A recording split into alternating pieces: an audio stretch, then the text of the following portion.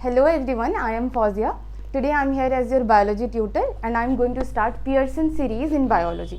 और उसके लिए जो सबसे पहला टॉपिक मैंने चूज़ किया है इज़ न्यूट्रिशन.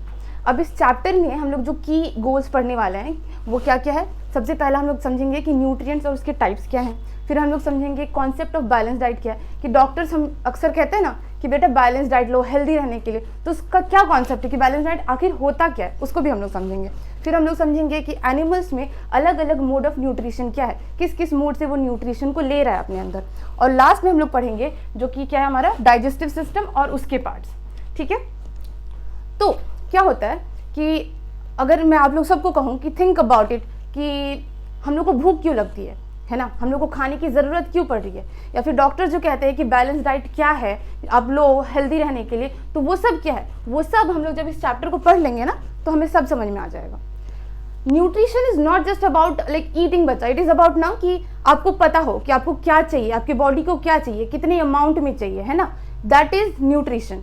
जब हम लोग और इस लेक्चर में जो हम लोग क्या मेजरली कवर करने वाले हैं वो हम लोग कवर करेंगे न्यूट्रिएंट्स, उसके टाइप्स, और उसके अलावा हम लोग मैक्रो न्यूट्रिएंट्स कवर करेंगे.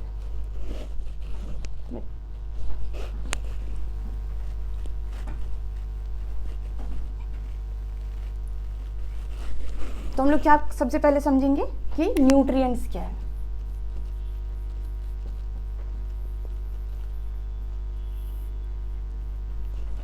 न्यूट्रिएंट्स जो है सब्सटेंसेस है जो हमारे फूड में प्रेजेंट होता है. जो फूड हम लोग लेते हैं ना उसी फूड में कुछ सब्सटेंसेस है जो प्रेजेंट होता है, और वो सब्सटेंस क्या करता है हम लोग को एनर्जी देता है. अब ये एनर्जी क्या करेगा, ये एनर्जी हम लोग के ग्रोथ में हेल्प करेगा.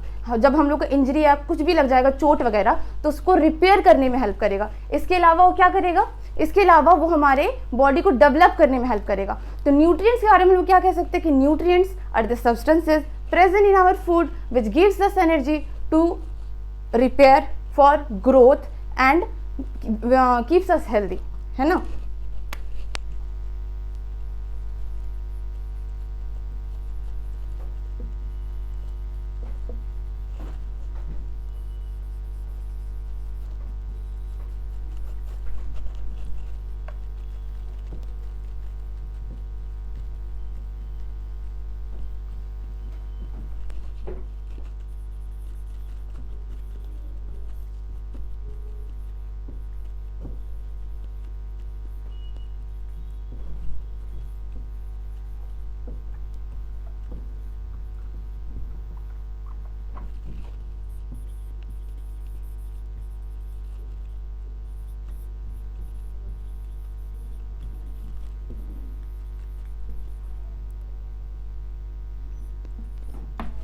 न्यूट्रिएंट्स आर द सब्सटेंसेस जो कि हमारे फूड में प्रेजेंट है, जो हमें एनर्जी देता है, और ये एनर्जी हमारे ग्रोथ, हमारे टिश्यू को रिपेयर करता है. अगर कोई भी टिश्यू हमारे बॉडी में अगर वो इंजर्ड हो गया है तो उसको रिपेयर करने की ज़रूरत है, तो वो रिपेयर के लिए भी हमें एनर्जी की ज़रूरत पड़ेगी, और ये हमें क्या करता है ओवरऑल हेल्दी बॉडी रखने में मेंटेन करता है.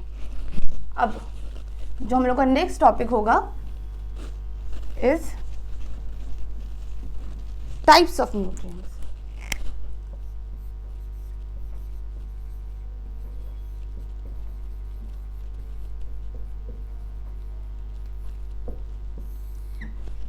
हम लोग क्या कर रहे हैं, क्लासीफाई कर रहे हैं न्यूट्रिएंट्स को. किसी भी चीज़ को जब हम लोग क्लासीफाई करते हैं ना तो एक बेसिस पे करते हैं, एक बुनियाद पे करते हैं. तो ये जो न्यूट्रिएंट्स को हम लोग क्लासीफाई करेंगे इसका क्या बेसिस होगा, इसका बेसिस होगा रिक्वायरमेंट. तो on the basis of requirement nutrients are classified as macro nutrients and micro nutrients. ठीक है, कि हम लोग को जो ज़रूरत पड़ रही है इस न्यूट्रिएंट्स की, ये हमें ज़्यादा अमाउंट में चाहिए या कम अमाउंट में चाहिए. जो ज़्यादा अमाउंट में चाहिए होगा उसको हम लोग ज़्यादा कंज्यूम करेंगे, जो कम अमाउंट में चाहिए होगा उसको हम लोग कम कंज्यूम करेंगे. आप लोग आगे चल के पढ़ोगे जब हम लोग का जो माइक्रो न्यूट्रिएंट्स होता है ना, मतलब जिसको हम लोग को कम लेने की ज़रूरत है, कभी कभी क्या होता है अगर इसको हम लोग ज़्यादा ले ले तो इसका हाइपर डोज हो जाता है, जो कि हमारे बॉडी के लिए अगेन हार्मफुल है. तो जो हम लोग को ज़्यादा चाहिए उसको हम लोग ज़्यादा लेंगे, जो हमें कम चाहिए उसको हम लोग कम लेंगे. तो on the basis of requirement जो हम लोग का क्या है, पहले बेसिस क्या है हम लोग का, requirement.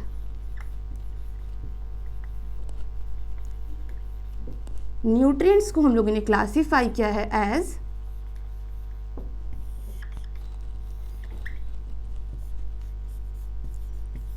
Macro nutrients and micro nutrients. Macro मतलब बड़ा, मतलब जो हमें ज़्यादा अमाउंट में चाहिए, माइक्रो मतलब छोटा, जो हमें कम अमाउंट में चाहिए। This is needed in large amount, large quantity,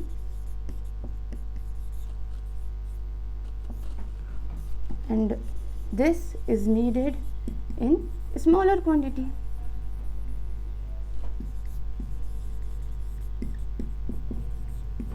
अब मैक्रो न्यूट्रिएंट्स में क्या क्या आ जाता है, एग्जाम्पल अगर हम लोग देखेंगे तो इसमें आ जाएंगे आपके कार्बोहाइड्रेट्स, प्रोटीन, फैट, इसके अलावा इसमें हम लोग वाटर को भी रख सकते हैं। माइक्रो न्यूट्रिएंट्स का अगर हम लोग एग्जाम्पल देखें तो इसमें आ जाएगा विटामिन्स और मिनरल्स। क्या क्या आ जाएगा, विटामिन्स और मिनरल्स।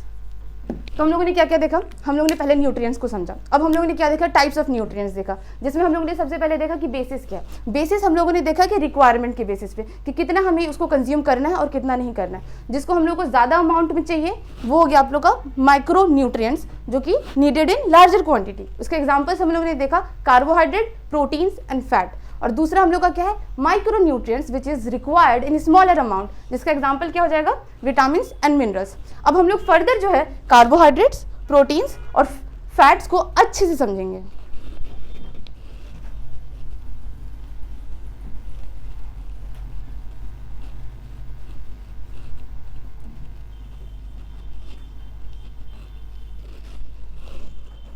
सबसे पहले हम लोग देखेंगे कार्बोहाइड्रेट।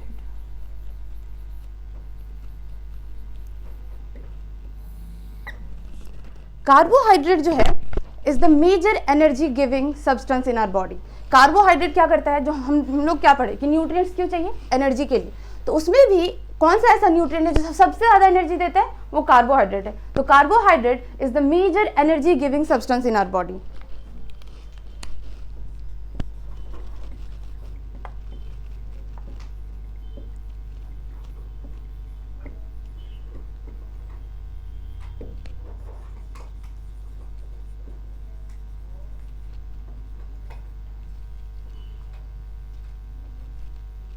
अब अगर इस वर्ड को आप लोग अच्छे से देखो, कार्बोहाइड्रेट क्या है,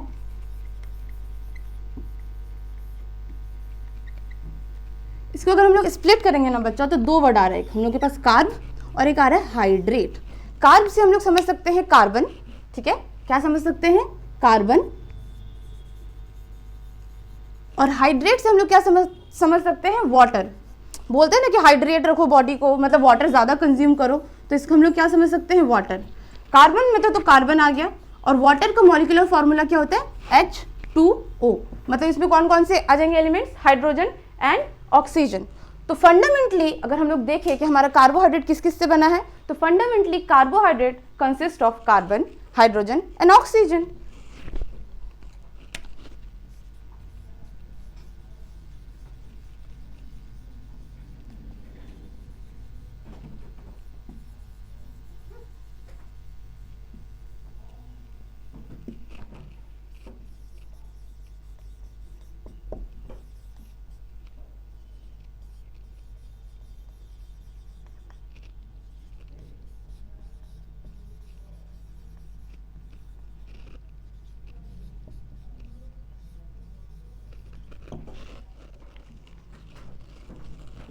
मैं टाइम में क्या होता है, इसको एडिट नहीं कर सकते।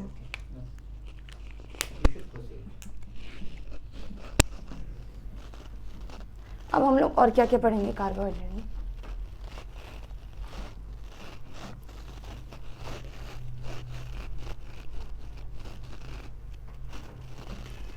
कार्बोहाइड्रेट को भी ना बच्चा हम लोग on the basis of composition further divide करते हैं कि कार्बोहाइड्रेट भी कुछ सिंपल कार्बोहाइड्रेट होता है, कुछ कॉम्प्लेक्स कार्बोहाइड्रेट होता है। और इसका क्या बेसिस है, अगेन कॉम्पोजिशन है, कि मतलब कुछ कुछ कार्बोहाइड्रेट होते हैं जो कि एक सिंगल चेन का है, किसी में ब्रांचिंग हो जाता है, किसी में चेन ही नहीं है, एक ही नॉर्मल सिंपल सा एक ही मॉलिक्यूल है।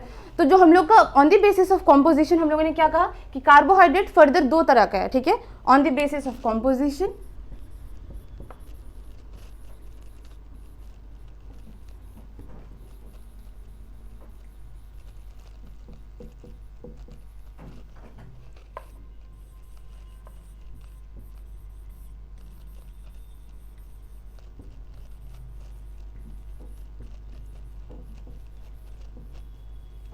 टू टाइप्स, ठीक है, क्या क्या?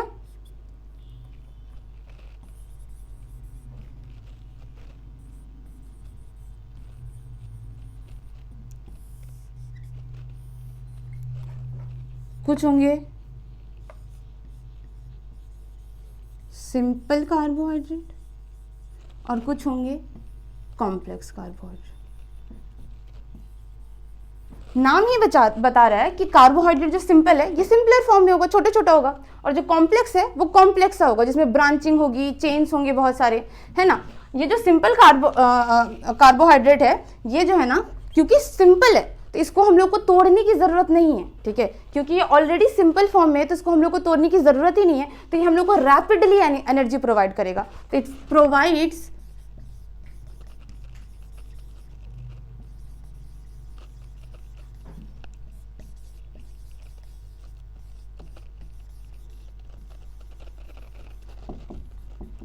लेकिन जब हम लोग कॉम्प्लेक्स में जाते हैं तो क्योंकि कॉम्प्लेक्स है वो, राइट, वो स्ट्रक्चर कॉम्प्लेक्स है, तो ये डायरेक्ट इससे हम लोग एनर्जी एक्सट्रैक्ट नहीं कर सकते, तो ये हमारे बॉडी में ब्रोक डाउन होगा, ठीक है, इसको हम लोग का बॉडी ब्रेक करेगा और फिर इसको कन्वर्ट करेगा सिंपल फॉर्म में, और उस सिंपल फॉर्म से हम लोग क्या करेंगे, एनर्जी एक्सट्रैक्ट करेंगे। तो it needed to be broken down in our body, ठीक है। तो हम लोग का जो कॉम्प्लेक्स कार्बोहाइड्रेट है इसको हम लोग सिंपल फॉर्म में कन्वर्ट करेंगे और ये सिंपल फॉर्म फिर हम लोग को क्या देगा, एनर्जी देगा। हम लोगों ने क्या देखा, on the basis of composition carbohydrates 2 तरह के होते हैं, एक होता है हम लोग का सिंपल और एक होता है कॉम्प्लेक्स। जो सिंपल है क्योंकि वो सिंपल है उसको हम लोग को तोड़ने की ज़रूरत नहीं है, तो ये हमें रैपिडली एनर्जी दे रहा है, ठीक है। लेकिन जो कॉम्प्लेक्स है क्योंकि ये बहुत कॉम्प्लेक्स है, इसका स्ट्रक्चर सिंपल नहीं है, तो ये हमारे बॉडी में जाएगा, हमारा बॉडी इसको तोड़ेगा इनटू सिंपलर फॉर्म, और ये सिंपलर फॉर्म से फिर हम लोग क्या करेंगे, एनर्जी एक्सट्रैक्ट करेंगे।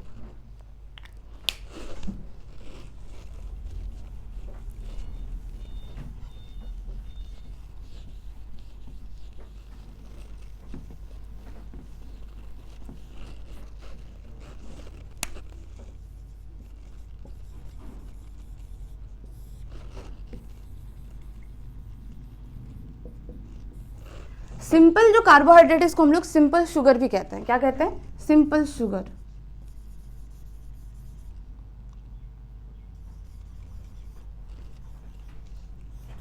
और ये जो होता है ना, जनरली जो सिंपल शुगर्स होता है ना वो स्वीट इन टेस्ट होता है, तो ये जो है ना स्वीट इन टेस्ट होगा।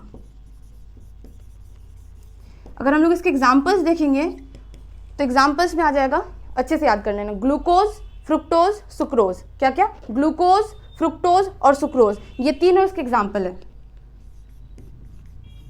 ग्लूकोज, सुक्रोज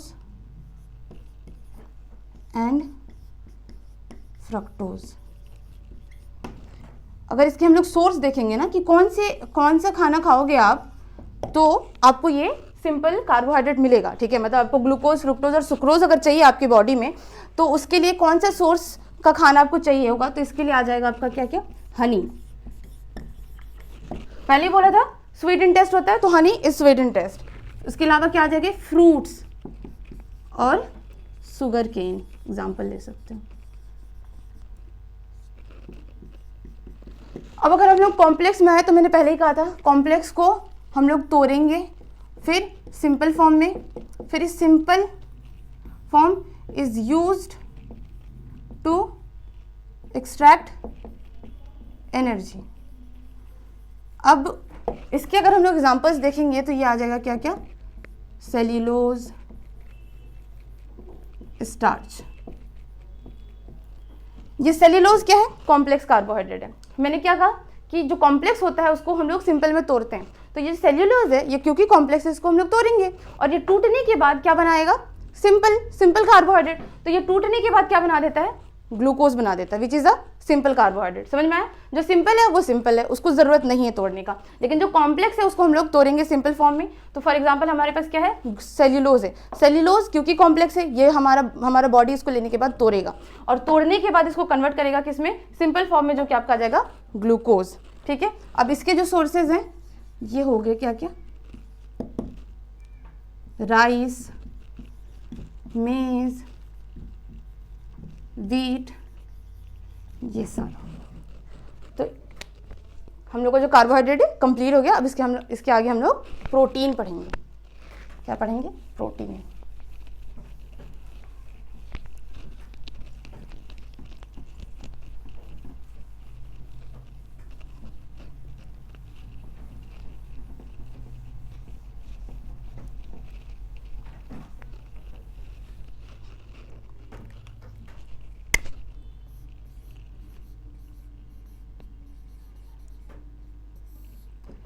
प्रोटीन के बारे में अब पियर्सन बुक में एक लाइन लिखा हुआ है कि proteins are made up of one or major chains of amino acid. क्या लिखा हुआ है, protein is made up of one, मतलब या तो एक ही चेन होगा, मतलब ये अमीनो एसिड है, एक और अमीनो एसिड आ गया, एक और अमीनो एसिड आ गया, इस तरीके का चेन्स बनाता है। तो या तो एक ही चेन होगा या तो इसके अलावा बहुत सारे, एक से दो, दो तीन चार, कुछ भी चेन्स हो सकते हैं। तो protein is made up of one or more than one chains of amino acid.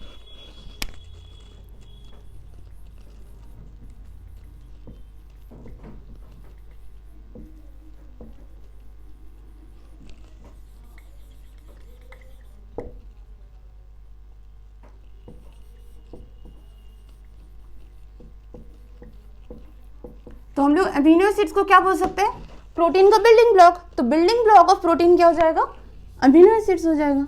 क्यों, क्योंकि अमीनो एसिड ही प्रोटीन बनाता है।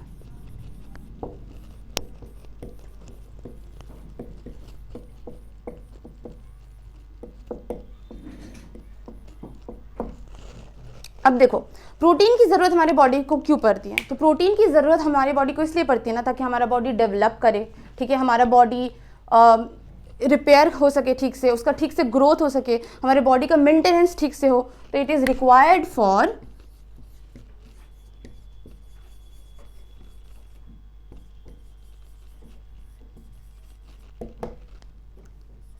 Maintenance,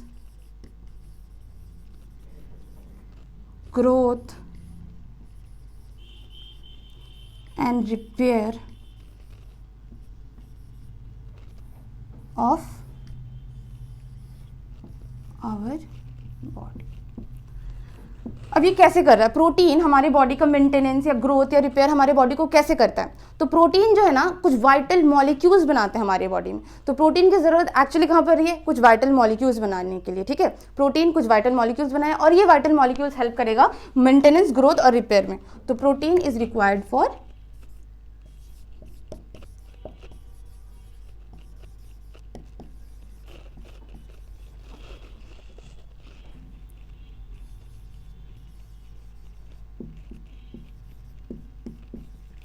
certain vital molecules in our body। अब हम लोग देखेंगे कि प्रोटीन का डाइटरी सोर्सेस क्या क्या है ना।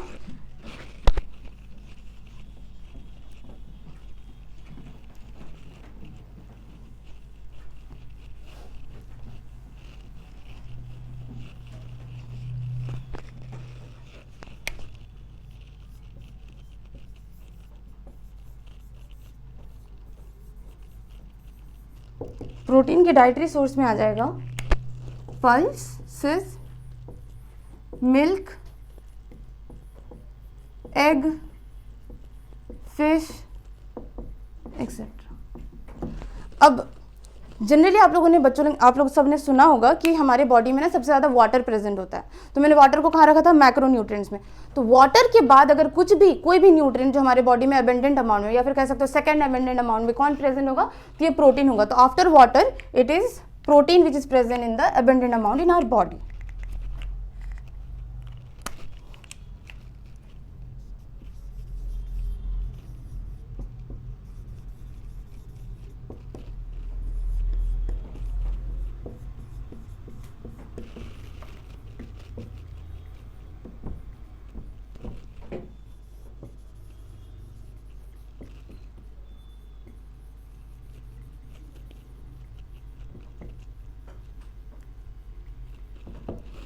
हमारा प्रोटीन भी खत्म हो गया। तो और एक लौता लास्ट जो मैक्रो न्यूट्रिएंट बच गया वो क्या है, हमारा फैट है। तो हम लोग फैट पढ़ेंगे अब।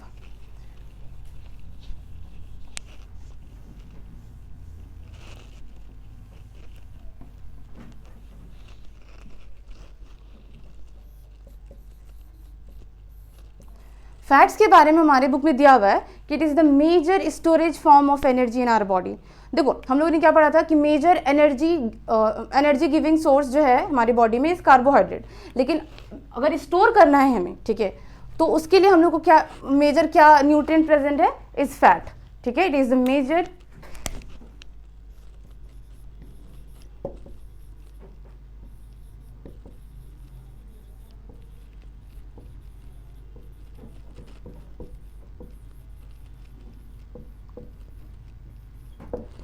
हम लोग को कार्बोहाइड्रेट तो एनर्जी देता ही है, साथ ही साथ फैट्स भी एनर्जी देता है, लेकिन कब, देखो हमारी बॉडी को सर्टेन अमाउंट ऑफ एनर्जी का रिक्वायरमेंट है, पर अगर इन केस हमारा कार्बोहाइड्रेट इतना नहीं है हमारी बॉडी में कि उस एनर्जी रिक्वायरमेंट को फुलफिल कर सके, तो ये जो फैट जो कि स्टोर्ड है हमारी बॉडी में, ये हमें एनर्जी देगा। ठीक है, तो it also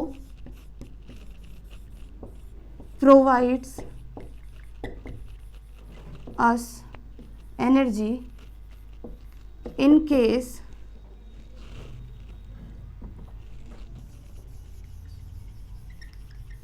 carbohydrates are absent। तो जनरली कौन दे रहा है एनर्जी, कार्बोहाइड्रेट दे रहा है। पर अगर कार्बोहाइड्रेट प्रेजेंट ही नहीं है या फिर हमारा एनर्जी जितना चाहिए था, ठीक है, हमारे पास सर्टेन अमाउंट ऑफ कार्बोहाइड्रेट है, वो सर्टेन अमाउंट ऑफ एनर्जी दिया, लेकिन हमको उससे भी ज़्यादा एनर्जी चाहिए, तो उस टाइम पे क्या होगा, ये जो फैट जो स्टोर्ड है हमारे बॉडी में वो हमें एनर्जी देगा।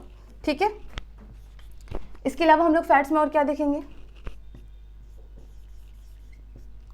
फैट्स के सोर्सेस।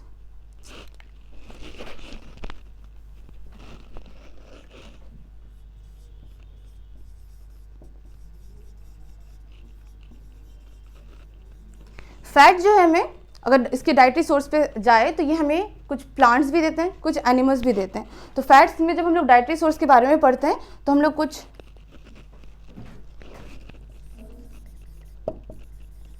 एनिमल डाइटरी सोर्सेज को देखते हैं और कुछ प्लांट डाइटरी सोर्सेज को देखते हैं। एनिमल में क्या क्या आ जाएगा, मिल्क आ जाएगा, मिल्क से और क्या क्या बनता है वो सारे आ जाएंगे, जैसे कि मिल्क, घी, चीज़, बटर, ये सारे आ जाएंगे।